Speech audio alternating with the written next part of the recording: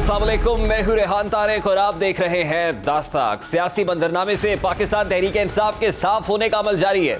9 मई का दिन पीटीआई के लिए किसी डरौने ख्वाब से कम नहीं है। अगर हम ये कहें कि 9 मई बानी तहरीक इंसाफ और उनकी सियासत के लिए 9/11 साबित हुआ तो ये कहना गलत नहीं होगा। सियासत में कुछ हरफ आखिर नहीं होता, लेकिन वाकयात जिस तेजी से रूनुमा हो रहे हैं उसे देखते हुए फिलहाल यही लगता है कि पीटीआई की गुज़श्ता 11 साल की पुरहंगाम सियासत अपने अंजाम को पहुंचती हुई दिखाई दे रही है। तेजी से बदलती हुई सूरत हाल इस बात का इशारा है कि अस्करी इमलाक पर धावा बोलने और शोहदा की यादगारों को आग लगाने की मुबैना सहूलतकारों और मास्टर माइंड्स का अंजाम भी करीब आ चुका है। हुकूमत और अस्करी क़यादत ने गिरफ्तारियों के दूसरे मरहले में सानहा 9 मई में मुलव्विस बड़ी मछलियों पर हाथ डालने के फैसले के साथ ऐसे अनासर जो सोशल मीडिया पर बैठकर प्रोपेगेंडा करने में मुलव्विस थे उनके खिलाफ भी आहनी हाथों से निमटने का फैसला कर लिया है और इस अमल में अब तेजी आती हुई दिखाई दे रही है। इस तेजी का अंदाजा इस बात से लगाया जा सकता है कि 2 रोज कबल बैरून मुल्क मुकीम कुछ सोशल मीडिया एक्टिविस्ट के खिलाफ थाना रमना में एक केस दर्ज होता है। गुज़श्ता रोज उनमें से एक किरदार आदिल राजा जो लंदन में मुकीम है उसको स्कॉटलैंड यार्ड पुलिस हिरासत में ले लेती है। उससे 8 घंटे तक तफ्तीश करती है, जिसके बाद उसको फिल वक्त के लिए रिहा कर दिया जाता है। यानी पहले डिटेन किया गया, इंटेरोगेशन हुई और अब रिलीज हुई है, जिसका अंदाजा उनके सॉलिसिटर वकील की बैरिस्टर की गुफ्तगू से लगाया जा रहा है। और अब से कुछ देर पहले आदिल राजा ने एक ट्वीट की है जिसमें रियासत मुखालिफ बयानिया जारी रखने का इंदिया भी आदिल राजा की तरफ से दिया गया है। इब्तदाई मालूमात के मुताबिक आदिल राजा को पाकिस्तानी हुक्काम की सिफारती शिकायत पर ही हिरासत में लिया गया। ज़राए के मुताबिक आदिल राजा के खिलाफ लंदन में मौजूद पाकिस्तानी हाई कमीशन के जरिए बरतानिया के हुक्काम को बाज़ाब्ता दरख्वास्त दी गई कि एक पाकिस्तानी शहरी बरतानिया में रहते हुए पाकिस्तान में इंतशार और नफरत फैला रहा है। इसके अलावा कुछ माह कबल आदिल राजा ने लंदन में बैठे हुए पाकिस्तान के एक आला अस्करी अफसर की तस्वीर के साथ एक व्लॉग किया और अफसर पर मुताद्दिद बेबुनियाद और बेहुदा इल्जामात लगाए, जिसके बाद उसी अफसर ने आदिल राजा के खिलाफ लंदन में हद के इज्जत का दावा भी दायर कर रखा है। यही नहीं बल्कि आदिल राजा के खिलाफ पाकिस्तान में थाना रमना में मुगावत और उकसाने के इल्जामात के अलावा जमीनों से मुतालिक फ्रॉड के बाद केसेस रावलपिंडी में दर्ज है, जिनमें उन पर इल्जाम है कि उन्होंने जमीनों की खरीदारी में करोड़ों रुपए का फ्रॉड किया है। इब्तिदा में इन्हीं केसेस में गिरफ्तारी के खदशे से मौसूफ वतन से चुपचाप फरार हुए और लंदन में नमूदार हुए। इस दौरान उनके अहल खाना और पीटीआई के सपोर्टर्स बार बार उनकी जबरी अगवा की खबरें फैलाते रहे। लंदन में उन पर एक और मुकदमा मुस्लिम लीग नून के रहनुमा और नवाज शरीफ के इंतहाई करीब समझे जाने वाली शख्सियत नासिर भट्ट ने दर्ज करा रखा है, क्योंकि आदिल राजा ने लंदन के मकामी शख्स तस्नीम हैदर के साथ मिलकर उन पर अरशद शरीफ के कत्ल में मुलव्विस होने के झूठे इल्जामात आयद किए थे। इसी तरह आदिल राजा पर लंदन के अंदर ही 3 मुख्तलिफ मुकदमात दर्ज हैं और अब तक की इत्तलात के मुताबिक मौजूदा सूरत हाल में गिरफ्तारी सफारती ज़राए से दर्ज की जाने वाली शिकायत के बाद ही अमल में लाई गई और लंदन पुलिस, जो स्कॉटलैंड यार्ड पुलिस के नाम से जानी जाती है, उसने तफ्तीश में मसरूफ रही। 8 घंटे तफ्तीश हुई, जिसके बाद उनके बरतानवी कानून के मुताबिक ट्रायल का फैसला होगा। अब जाहिर है लंदन पुलिस का अपना तरीक़ाकार है, पहले डिटेंशन, फिर उसके बाद अगर रिलीज होती है तो वो भी पूछगछ के बाद, इंटेरोगेशन के बाद होती है। आदिल राजा वो वाहिद यूट्यूबर नहीं है जिसके खिलाफ कार्रवाई अमल में लाई जा रही है, बल्कि शाहीन सहबाई, वजाद सईद खान जैसे दीगर यूट्यूबर जो सोशल मीडिया पर बैठकर फौज मुखालिफ प्रोपेगेंडा करने में मसरूफ है, उनके खिलाफ भी घेरा तंग किया जा रहा है। इन सब के खिलाफ 2 रोज कबल पाकिस्तान में संगीन दफात के तहत मुकदमात का इंदराज हुआ। आज इस्लामाबाद पुलिस ने 9 मई के वाकयात को मद्देनजर रखते हुए तोड़ फोड़ और इदारों के खिलाफ बगावत पर उकसाने के इल्जाम में एंकर पर्सन मोहित पीरजादा, साबिर शाकिर और सैयद अकबर हुसैन के खिलाफ मुकदमा दर्ज कर लिया है। ये तमाम अफराद भी इस वक्त मुल्क में मौजूद नहीं है, लेकिन मुसलसल यूट्यूब और दीगर सोशल मीडिया प्लेटफॉर्म्स का इस्तेमाल करके मुल्क के आला अस्करी इदारों के खिलाफ जहर उगल रहे हैं। अब रियासत ने इनको भी गिरफ्त में लाने का इरादा कर लिया ताकि नाकाम बगावत के तमाम किरदार जल्द अज जल्द अंजाम को पहुँच सकें। सानिया 9 मई के वाकयात में मुलव्विस या नासिर हुकूमत के नज़दीक सिर्फ मोरे हैं। उनके मुताबिक इस सामने जो असल मास्टर माइंड है वो बानी तहरीक इंसाफ है। आज कौमी असम्बली में खिताब के दौरान ख्वाजा आसिफ एक बार फिर चेयरमैन तहरीक इंसाफ को तनकीद का निशाना बनाते हुए पाए गए और फिर उन्होंने कहा कि जिस सांप को दूध पिलाकर बड़ा किया गया उसने ही 9 मई को डसा। आसिफ डिफेंस मिनिस्टर क्या कह रहे थे पार्लियामान के फ्लोर पर, जरा उसकी एक झलक आपके सामने रखता है। आपके असासे, आपके दफाई असासों को अटैक किया गया। वो असासे किसी की मिल्कियत नहीं, वो कौम की मिल्कियत है। वो आपकी, मेरी, इनकी 22 करोड़ अवाम की हिफाजत के लिए वो असासे बनाए हुए, अपना खून पसीने के कुर्बान करके, उसको निचोड़ के, उसकी कॉस्ट के ऊपर वो असासे बनाए गए जिनको जलाने वो गए थे पियां वाली बेस, एयर बेस के ऊपर। ये कौन लोग थे? ये पाकिस्तानी नहीं हो सकते। जो 75 साल में हमारा अजली दुश्मन जो है, जो सोच भी नहीं सकता था कि वो ये अचीव करेगा, हमारे अंदरून जो दुश्मन बैठा हुआ था, जिसको हमने खुद जो है उस शाम को दूध पिला के पाला गया और उसने 9 मई को डसा, इस कौम को डसा। मुल्क की सियासी सूरत हाल हर गुजरते दिन के साथ तब्दील होती चली जा रही है। जो माजी में उरूज पर थे, पल भर में इस कदर जमीन बोस हो चुके हैं कि बका ही खतरे में नजर आ रही है। जिनको चंद बरस कबल सियासी टीम का बार-बार खिलाड़ी समझकर बाहर फेंक दिया गया, वो आज मरकज़ निगाह बने हुए हैं। सियासी जोड़ तोड़, नए ग्रुप्स की तश्कील की एक ना खत्म होने वाली रेस जारी है। पाकिस्तान की सियासत में लंदन हमेशा ही मरकज़ निगाह रहा है। माजी की तरह इस बार लंदन में होने वाली डेवलपमेंट्स पाकिस्तान की सियासत का रुख मुतय्यन करने में कलीदी किरदार अदा करती दिखाई दे रही हैं। नई बनने वाली जमात इस्तेहकाम पाकिस्तान के पैटर्न इन चीफ जहांगीर तरीन इस वक्त इलाज की गरज से लंदन में मौजूद हैं और इत्तलात हैं कि उनकी नवाज शरीफ के साथ मुलाकात का इम्कान है, जिसमें नए सियासी इत्तेहाद से मुताल्लिक पेशरफ्त का इम्कान है। मुस्लिम लीग नून बज़ाहिर बस में सवारियां पूरी होने का दावा तो कर रही है, लेकिन सियासत में कोई भी फैसला हरफ आखिर नहीं होता। कायद नून लीग उनको नजर आया अगर कि क्या इसमें बेहतरी है, तो फिर नजरियात और दावे बदलते हुए भी टाइम नहीं लगेगा। दूसरी तरफ इस्तेहकाम पाकिस्तान के तर्जुमान और रहनुमा तो बार बार ये बात दोहरा रहे हैं कि सियासत पे फिर नहीं है। सियासी फायदे के लिए वो कभी भी किसी भी सियासी जमात और सियासी लीडर से बात करने को तैयार है। जैसे जैसे इंतखाबात के दिन करीब आ रहे हैं, वैसे ही नून लीग के अंदर से नवाज शरीफ की वापसी की सदाई भी बुलंद होती जा रही है। मियां नवाज शरीफ की वतन वापसी के लिए सितंबर बेहतर है या अक्टूबर, ये फैसला तो मुस्लिम लीग नून की क़यादत करेगी। ताहम ये वाज़ेह है कि इंतखाबात से मुनासिब वक्त पहले या नवाज शरीफ वतन वापस ना आए तो नून लीग के लिए मौसर इंतखाबी मुहिम चलाना नामुमकिन हो जाएगा। नवाज शरीफ को भी खूब इल्म है कि इलेक्शन कैंपेन में नून लीग की कामयाबी उनकी मदद की मरहूने मिन्नत है। इस सब कुछ के बावजूद अब ले तो लाल से काम लिया जा रहा है। मुस्लिम लीग के वो हल्के जो नवाज शरीफ के करीब समझे जाते हैं, वो बार बार नवाज शरीफ की वापसी का नारा लगा रहे हैं। इस संबंध में जावेद लतीफ़ क्या कहते हैं? यहाँ सवाल यह है ना कि आखिर वो क्या वजूहत है जो नवाज शरीफ को वापस ना आने पर मजबूर कर रही है। लंदन में इस वक्त क्या हो रहा है? बरतानिया से सीनियर वाइस प्रेसिडेंट मुस्लिम लीग नून यूके इस वक्त हमारे साथ नासिर भट्ट साहब मौजूद है। अस्सलाम वालेकुम नासिर भट्ट साहब, बहुत बहुत शुक्रिया आपके वक्त के लिए। सबसे पहले तो बड़ा सादा सा सवाल है, रवा बरस जनवरी में आपने आदिल राजा के खिलाफ बरतानवी पुलिस से रुजू किया था, एक शिकायत दर्ज कराई थी। अब आदिल राजा की गिरफ्तारी होती है, स्कॉटलैंड यार्ड पुलिस उनको गिरफ्तार करती है और उसके बाद रिलीज की खबरें भी सामने आ रही है। आपके पास इस बारे में क्या इत्तलात है? बिस्मिल्लाहिर्रहमानिर्रहीम। बिल्कुल आदिल राजा के खिलाफ मैंने डिफेमेशन का केस किया था। पुलिस को भी रिपोर्ट कराई थी कि उसने यूट्यूब पर बैठकर एक बंदे के साथ मेरे खिलाफ इल्ज़ामात की बौछार कर दी कि अरशद शरीफ का जो कत्ल हुआ और ये जो है वो लंदन में प्लान बना, इस तरह की बातें, झूठी बातें की। फिर मैं उसके खिलाफ चला गया, डिफेमेशन केस उसके खिलाफ किया। अब जो आदिल राजा, मैं पुलिस तो इसको कंफर्म नहीं कर रही, लेकिन पुलिस के पास राइट है यहाँ यूके में कि वो 4 दिन बंदे को अपने पास रखते हैं, 4 दिन।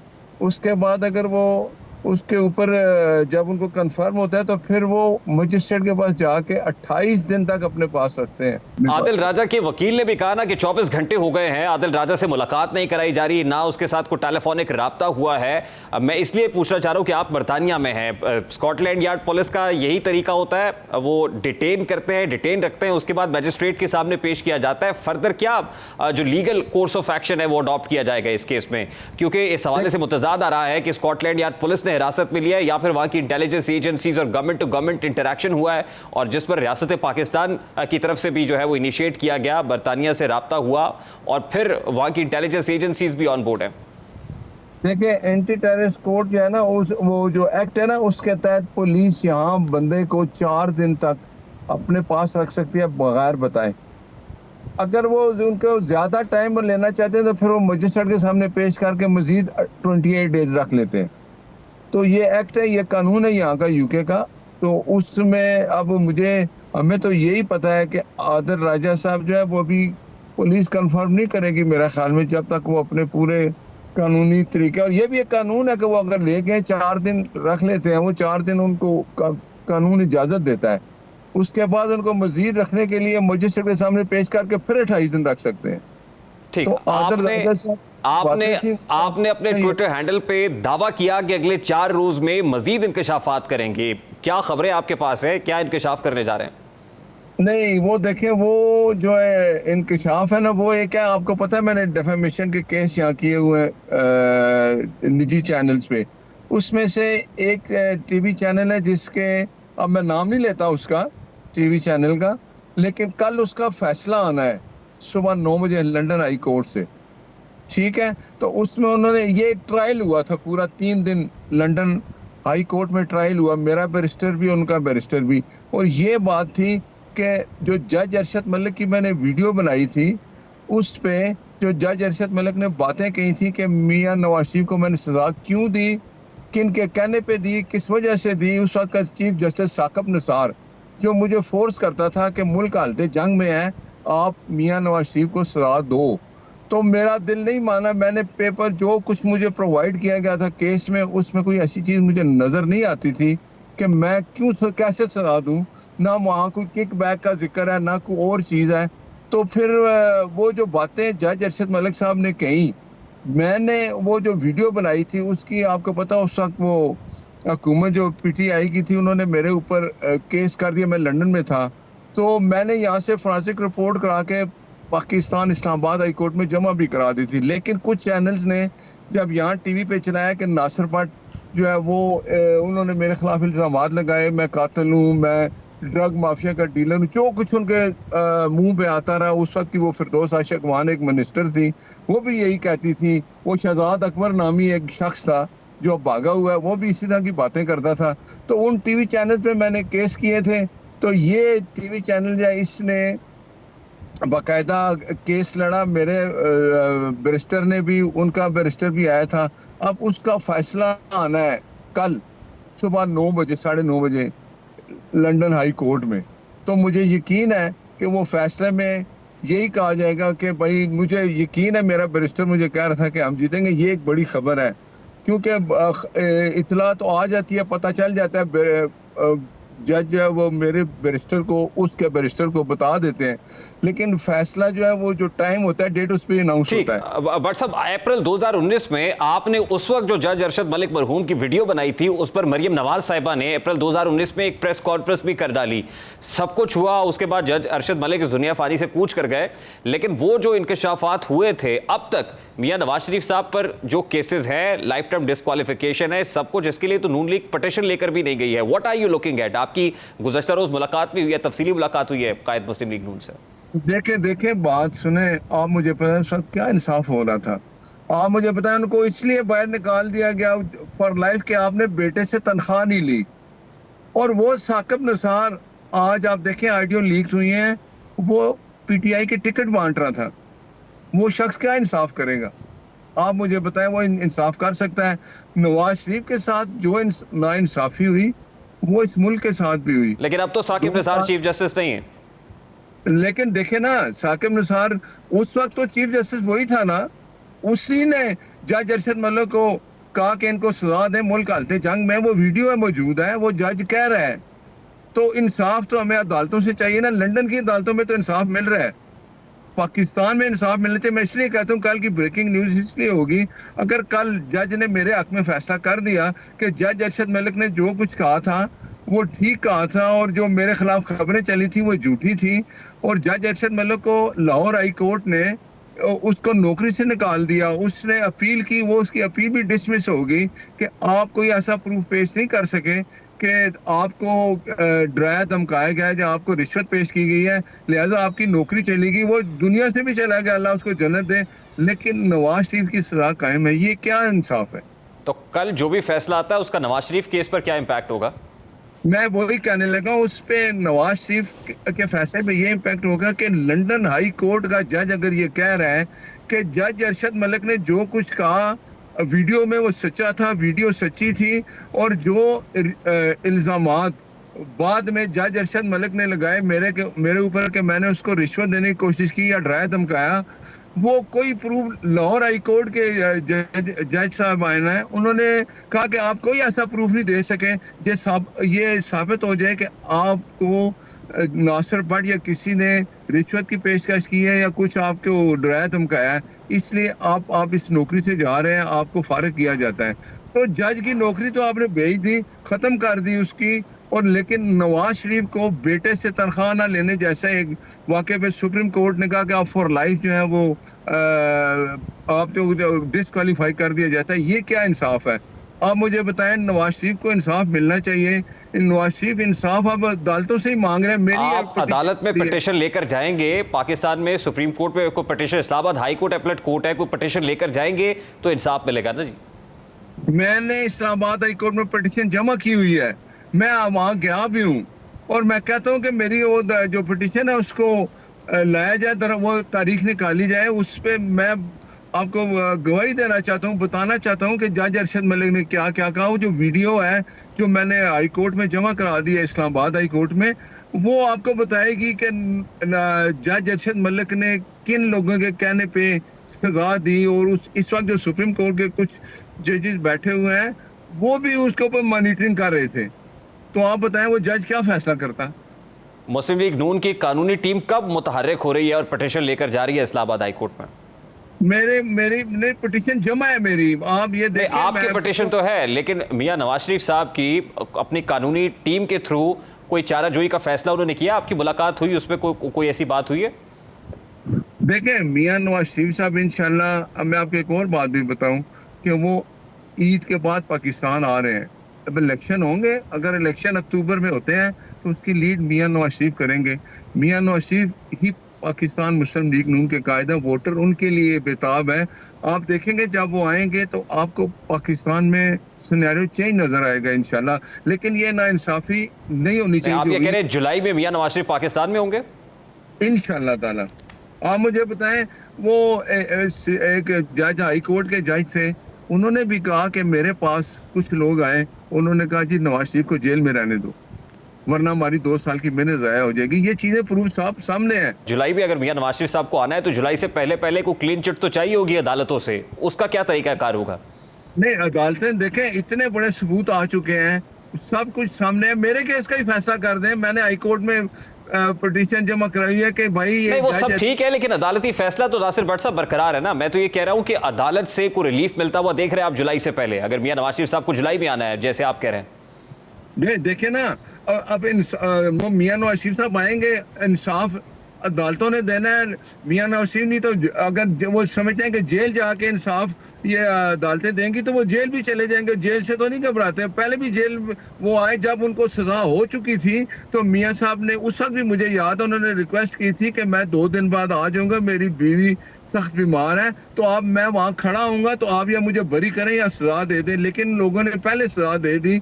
लंदन में इस वक्त क्या हो रहा है? जहांगीर तरीन साहब भी लंदन में मौजूद है, ये स्केड्यूल्ड है मुलाकात जहांगीर तरीन साहब की मियां नवाज शरीफ साहब से? देखें लंदन में लोग आते हैं जाते हैं, अगर जहांगीर तरीन साहब से मुलाकात कर लेंगे तो इसमें कोई बड़ा इशू नहीं है।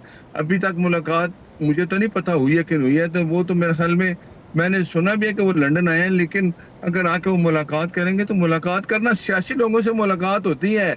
ये फितना था, ये जो शख्स खुद चोर था, ये कहता था मैं किसी से मिलता नहीं हूँ। अच्छा, lastly and very quickly, Nasir Bhatt साहब, एवन फील्ड के बाहर भी कुछ लोग आके एहतजाज करते हैं। ये साना 9 मई के बाद वहां भी सिचुएशन बदली है या जूं की तू है? ये आपने अच्छा सवाल किया है। जो साना 9 मई है ना, ये तो बिल्कुल एक बहुत ही, मैं कहता हूँ, दर्दनाक वाक़या है। इसकी जितनी मजम्मत की जाए कम है। लेकिन इसके पीछे इमरान नियाजी था, इसने 4 साल लोगों को उकसाया इदारों के खिलाफ। तो वही लोग जो इधर आते थे वो भी गायब हैं। जैसे आपने मुझसे सवाल किया ना आदिल राजा वाला, ये भी 9 मई के वाकयात में इसने भी यूट्यूब पे बड़े लोगों को उकसाया, बड़े प्रोग्राम किए इदारों के खिलाफ। तो ये इंशाल्लाह कोई नहीं बचेगा। बहुत बहुत शुक्रिया नासिर भट्ट, पाकिस्तान मुस्लिम लीग नून यूके के वाइस प्रेसिडेंट हमारे साथ मौजूद थे। अभी क्विक शॉर्ट ब्रेक लेते हैं। ब्रेक के बाद जब वापस आएंगे, शहर कायद का मेयर कौन होगा, ये फैसला कल होने जा रहा है। कल क्या होगा और आज क्या कुछ हुआ है, इस पर बात करेंगे इस ब्रेक के बाद।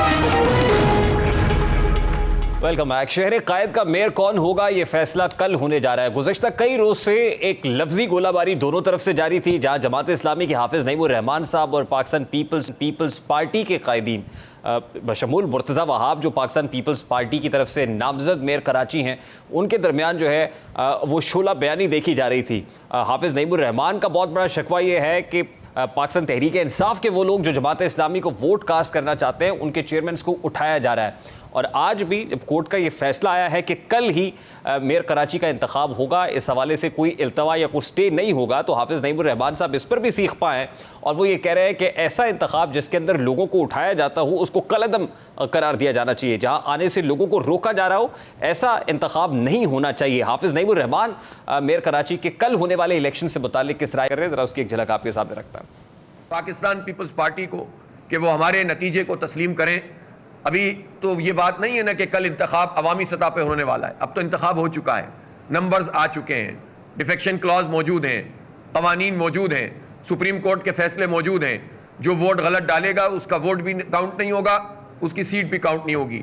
अगर इलेक्शन कमीशन वक्ती तौर पर हुकूमत की बात मान भी ले और वो वोट काउंट भी कर ले जो पार्टी पॉलिसी के खिलाफ है, तो बाद में वो डिफेक्शन में भी जाएगा और वोट भी काउंट नहीं होगा। सुप्रीम कोर्ट से या हाई कोर्ट से वो नल एंड वॉइड हो जाएगा ये पूरा इंतखाब। इसलिए इस लिटिगेशन में जाना, कराची के लोग उलझते रहें, तामीर व तरक्की का सफ़र मुतासिर रहे, इससे बेहतर है कि पीपल्स पार्टी इस नतीजों को तस्लीम करे। हम बैठकर तमाम चीज़ों पर बात करेंगे और कराची की डेवलपमेंट के लिए इंशाअल्लाह।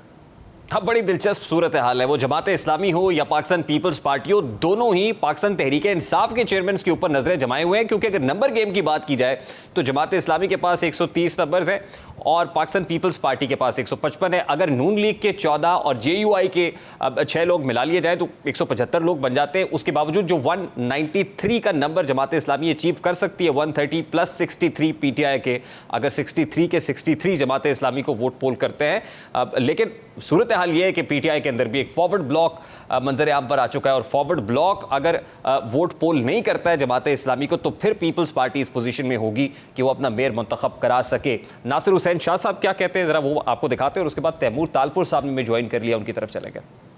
कुछ ये ज़रूर कहते हैं कि वो खान साहब के साथ हैं लेकिन इस प्रोसेस का हिस्सा नहीं बनेंगे। कुछ कहते हैं कि भाई जो उस दिन हुआ जाहिर है वो उसकी मजम्मत करते हैं और वो PTI की जो भी पॉलिसी है उसको फॉलो नहीं करते। उनके लिए पाकिस्तान ज़्यादा अहम है, वो अपनी पाक फ़ौज के इदारे का एहतराम करते हैं और उन्होंने ये भी वजाहत की है कि वो पीपल्स पार्टी को भी सपोर्ट नहीं करेंगे। तो अगर हमने कोई प्रेशर करना होता या हमने कोई दबाव डालना होता तो अपने लिए वोट लेते ना। हम ये थोड़ी बात कर रहे हैं, ये एक इल्ज़ामात है और ये लगते रहते हैं, लेकिन कल का दिन है और उसके बाद जाहिर है फैसला हो जाएगा। कल का दिन है, फैसला कुन मोड़ आ चुका है। तैमूर तालपुर साहब हमारे साथ मौजूद है। अस्सलाम वालेकुम तैमूर तालपुर साहब, बहुत बहुत शुक्रिया आपके वक्त के लिए। हाफिज़ नईमुर रहमान साहब जो जमात इस्लामी के नामजद उम्मीदवार हैं मेयर कराची के लिए, वो कहते हैं कि ऐसा इलेक्शन जिसके अंदर लोगों को आने से रोका जाए वो कल अदम करार दिया जाना चाहिए। बिस्मिल्लाहिर्रहमानिर्रहीम, वालेकुम सलाम, बहुत बहुत शुक्रिया। रेहान साहब, मैं तो समझा था आप आज मुझे टॉक शो पे लेके और कहेंगे तैमूर बहुत बहुत मुबारक हो आपको, आपका जाला मुर्जा वहाब मेयर बनने वाला है, आप सवालात पूछ रहे हैं। वो तो कुर्बानी से पहले कुर्बानी होती है, इंतखाब से पहले क्या कोई प्री पोल रिगिंग हो गई है, मतलब कोई इलेक्शन रिजल्ट अनाउंस हो गए हैं कि मुबारकबाद दे दें। देखिए, single largest majority Pakistan Peoples Party थी और हाफिज साहब ने कहा था कि जिसकी सिंगल लार्जेस्ट मेजॉरिटी हो उसी को बनना चाहिए और फिर ये मेल घुलाव नहीं होना चाहिए। तो उनके ही तो हम कहने पे चल रहे हैं। आपको मैं उनकी रिकॉर्डिंग सुना देता हूं, उन्हें बड़ा वाज़ेह बट तैमूर तालपुर साहब, हैविंग सेड दैट, वो जो 184 का गोल्डन नंबर है मेयर बनने के लिए 366 के ईवान के अंदर, वैसे 367 है इस वक्त, 366 है, 184 नंबर्स चाहिए। पीपल्स पार्टी अगर JUI और मुस्लिम लीग नून को भी मिला ले तो 175 तक पहुंचती है। जमात इस्लामी ये कह रही है कि उनके पास 155 है, अगर 63 PTI के भी शामिल हो जाए 150 के साथ तो 193 हो जाएंगे नंबर्स। तो नंबर गेम में तो वो अपने आप को स्ट्रॉन्ग बता रहे हैं कि नंबर्स उनके पास पूरे हैं, PTI क्योंकि उनका साथ दे रही है। रेहान साहब, मैं आपको बताता हूँ गोल्डन नंबर है 18, 1818 is the golden number. 1818 is the Wahab is going to have. It will be either more than 18 or it will be 18 इंशाल्लाह। और कल अगर आप फारिग होंगे इस टाइम पर, तो अभी तक हम भी अपनी सेलिब्रेशंस होपफुली शुरू कर चुके होंगे, तो फिर आप मुझे शो पे ले लीजिएगा और फिर से रिपीट कर दीजिएगा जो मैंने आपको आज बताया था।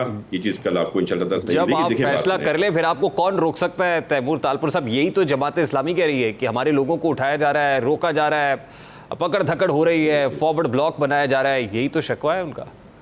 रेहान भाई, वो जो हारने वाला होता है ना, वो रोना शुरू कर देता है पाकिस्तान में। अब तो अमेरिका में भी यही सिस्टम हो गया है, पाकिस्तान से सीख लिया कि भाई जो इलेक्शन हारेगा वो पहले से रोना धोना शुरू कर देगा, वो कोर्टों में चला जाएगा ताकि इलेक्शन रुक जाए। जो इलेक्शन जीत रहा होता है वो कोर्टों में नहीं जाता, वो कहता है मुकाबला करो, let the people decide who to get inside. तो PTI के 63 लोग कल मौजूद होंगे जब वोटिंग होगी तो? देखिए मेरी बात सुनिए, मैं आपको समझाता हूं साहब। पीटीआई का मतलब है party of the past. It does not exist anymore. जो पीटीआई के एमएनएस थे, एमपीएस थे या इलेक्टेड रिप्रेजेंटेटिव्स हैं इनके, जो अभी लोकल बॉडीज के इलेक्शन जीत के आए, ये सब नफरत करते हैं न्याजी से, उस फितने से, उस हरकत से, क्योंकि उन्होंने असली चेहरा बेनकाब होने के बाद इसको अलविदा कह दिया है। उनके साथ, इमरान न्याजी के साथ आज कोई नहीं खड़ा, और उनके अपने मेंबर्स कहते हैं कि हम इस मुल्क दुश्मन जमात के कहने पर कभी वोट। अच्छा, हाउ इंटरेस्टिंग इज दिस कि वो पार्टी ऑफ द पास्ट है, लेकिन इसके बावजूद इतनी रेलेवेंट है कि आपको भी और जमात इस्लामी को भी पीटीआई की जरूरत है। और दूसरी बात ये कि अगर उन लोगों ने कहा है कि वो वोट नहीं देंगे उनको, जमात इस्लामी के कैंडिडेट को, आपको वोट देते हैं या आपको वोट नहीं देते, रेफरेन करते हैं वोट देने से, दोनों सूरतों में उनको डी-सीट होना पड़ेगा। वो अपनी नशिस्त छोड़ने को तैयार है। वो एक ही बात पे अटे हुए हैं। आपको एक और भी मैं इंटरेस्टिंग बात बताऊंगा। ये इंटरेस्टिंग अभी इतनी नहीं थी, ये कम इंटरेस्टिंग बात थी कि वो कहते हैं कि हम कुछ भी कर देंगे, हम पीटीआई को या पीटीआई की कोalition में कोई भी आएगा उसको वोट नहीं देंगे, इस न्याजी से उनको नफरत है। अब आप मैं और इंटरेस्टिंग बात बताऊं जो मेरे ख्याल से आपको बेहतर लगेगी।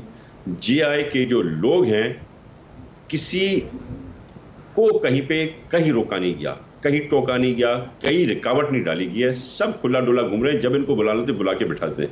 पर इनके अपने जेआई के जो मेंबर्स हैं वो भी यही बात कह रहे हैं कि हम जमायत के साथ खड़ा होना चाहते थे, खड़ा होंगे, पर अगर ये पीटीआई के साथ मिल गए हैं तो उस जमात से जेआई के अपने मेंबर्स इनको वोट देने नहीं जाएंगे। You mark my words and you see it tomorrow what's going to happen. Interesting indeed कि आप कह रहे हैं कि जमात इस्लामी के अपने लोग हाफिज नईम रहमान को वोट कास्ट नहीं करेंगे, यानी जमात इस्लामी की सफों में भी नकब लगा लिया पीपल्स पार्टी ने।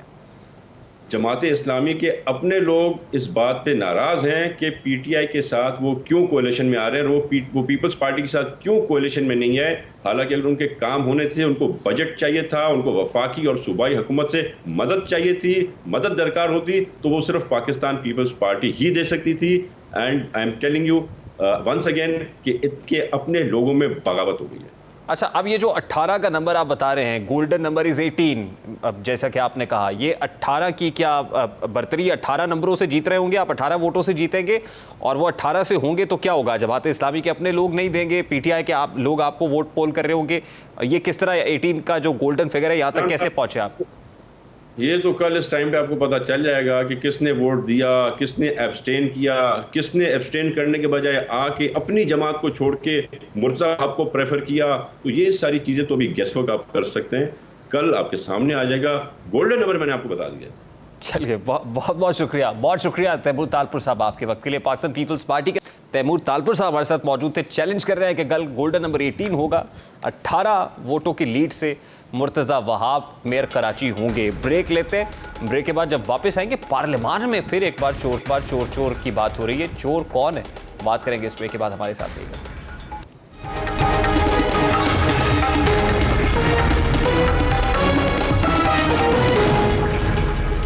पाकिस्तान एक गरीब मुल्क है जिसमें करोड़ों लोग फाके काट रहे हैं और 70 से 80% अफराद ऐसे हैं जिन्हें 2 से 3 वक्त की रोटी भी मैसर नहीं है। इसके बरक्स मुल्क के रियल एस्टेट के सेक्टर में 500 अरब रुपए की चोरी में मुलव्वस, तंबाकू इंडस्ट्री में 240 अरब रुपए, ऑटोमोबाइल और टायर में 50 अरब रुपए, चाय की इंपोर्ट में 45 अरब, फार्मास्यूटिकल में 65 अरब की टैक्स चोरी हो रही है।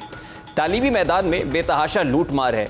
वीसी अरबोपति है, वाइस चांसलर डिफरेंट यूनिवर्सिटीज़ के। मुल्क का निज़ाम ऐसा है कि यहाँ गरीब मकाऊ प्रोग्राम के सरबराह की तनख्वाह 27 लाख है, यानी गुरबत मकाऊ प्रोग्राम जिसको कहते हैं, जिसकी तनख्वाह 27 लाख हो, वो कैसे गुरबत ख़त्म करेगा? टैक्स चोरी करने वाले कोई और नहीं बल्कि पार्लियामेंट में बैठे कुछ लोग हैं जिन्हें गुज़श्ता 4 बरस से तहफ़्फ़ुज़ फराहम किया गया। ये अल्फाज मेरे नहीं बल्कि मेरे मुल्क के वज़ीर दिफा और हुक्मरान जमात से ताल्लुक़ रखने वाले सीनियर सियासतदान ख्वाजा आसिफ के हैं, जो आज उन्होंने कौमी असम्बली के बजट के दौरान दोहराए। ख्वाजा आसिफ क्या कह रहे थे, ज़रा उसकी एक झलक आपके सामने रखता है। रियल एस्टेट में 500 अरब रुपया जो है वो टैक्स नहीं दिया जाता।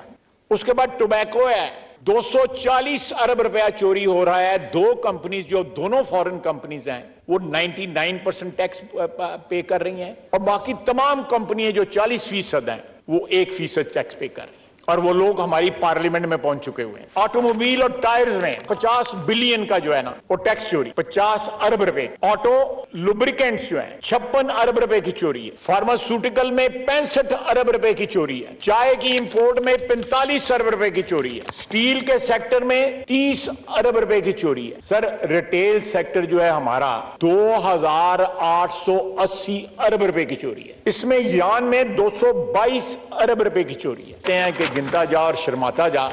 जिस मुल्क में जो है हजारों अरबों रुपए की चोरी हो रही हो रेवेन्यू के अंदर, वो कहां से हम बजट पेश करेंगे? मेरा ख्याल है मोहतरम इसहाक डार साहब ने बड़ी बहादुरी का काम किया है कि उन्होंने इसमें रिलीफ जो है आवाम को दी है। आज मेरे मुल्क के वजीर दिफा ने टैक्स कलेक्शन ना होने पर सख्त तनकीद तो की और ये भी फरमाया कि हमारे रेवेन्यू का जरिया टैक्स है जो वसूल नहीं हो रहा। मुल्क का एक बाल कर्जे में जकड़ा हुआ है। टैक्स ना देने वालों के लिए मुस्तकिल हल ढूंढना पड़ेगा। लेकिन वजीर दिफा जज्बात से भरपूर तकरीर में कहीं भी टैक्स कलेक्शन को बेहतर बनाने का कुछ तरीका बताने से कासिर रहे हैं। वो ये तो बता रहे हैं कि कहाँ कहाँ और कैसे टैक्स चोरी हो रहा है और कैसे उनके अपने ही दोस्त जो पार्लियामान में मौजूद है टैक्स चोरी में मुलव्विस है। लेकिन वो ये भी बताना भूल गए कि इन बेलगाम घोड़ों को लगाम कैसे और कौन डालेगा। वो अपनी तकरीर की रवानी में हर वो चीज़ बता गए जो हकीकत पर मुश्तमिल है, लेकिन वो इन तमाम तर खराबियों के जिम्मेदारों के खिलाफ मजबूत निज़ाम बनाने का मुतालबा करना भी भूल गए हैं। हुकूमत ये तो बताती है कि अरबों रुपए का जो एक टैक्स एमनेस्टी है वो दी जाती है, टैक्स चोरी होती है, लेकिन वो निज़ाम क्या होगा जिसके ज़रिए टैक्स चोरों के खिलाफ शिकंजा सख्त होगा, वो निज़ाम बताने से और उन पर शिकंजा कसने से कासिर दिखाई दे रहे हैं। जब तक ये हिचकिचाहट का मुजाहरा किया जाता रहेगा मुल्क के ये मसाइल ही रहेंगे बल्कि मजीद बढ़ते चले जाएंगे। प्रोग्राम का वक्त अपने इख्तिताम को पहुंचा। आपसे मुलाकात होगी इंशाल्लाह कल। अपना रखिए ख्याल। अल्लाह हाफ़िज़।